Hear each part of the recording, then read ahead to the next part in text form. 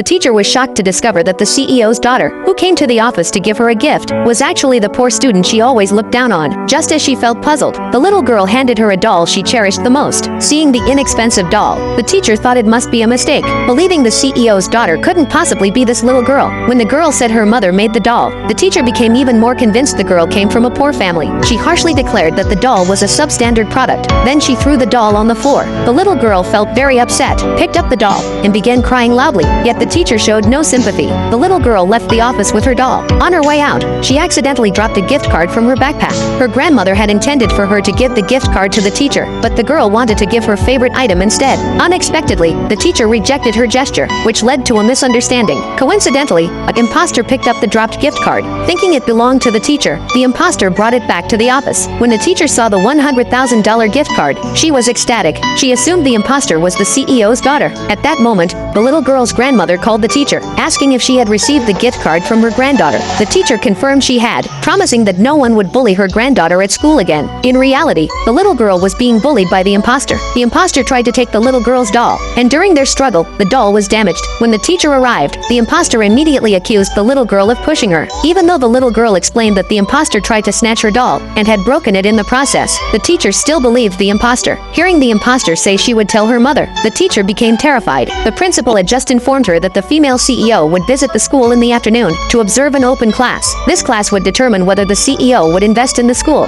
Fearing complications, the teacher falsely accused the little girl had repeatedly bullied her classmates. She demanded the little girl apologize to the imposter. The little girl insisted it was the imposter who tried to take her doll, but the teacher refused to believe her. She claimed the imposter's parents earned millions every month, more than the little girl's family could make in a lifetime. Therefore, the imposter would never want her doll. With that, the teacher tossed the doll aside. The little girl felt deeply wronged and refused to apologize to the imposter. In the end, the teacher locked the little girl in a room. With only 30 minutes left before the CEO's arrival, the teacher hurried to prepare for the open class. Meanwhile, the CEO had already arrived at the school. As the principal was briefing her on the school situation, the CEO suddenly heard a child crying in the office. Listening carefully, she recognized it as her daughter's voice. Alarmed, she rushed to the office to see what was happening.